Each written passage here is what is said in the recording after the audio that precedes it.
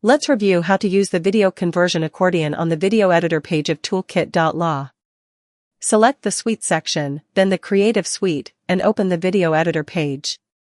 Click on the video conversion accordion title bar to access this resource. Here, start by selecting your video source, upload a file or securely connect to Box, Clio, Dropbox, Google Drive, or OneDrive.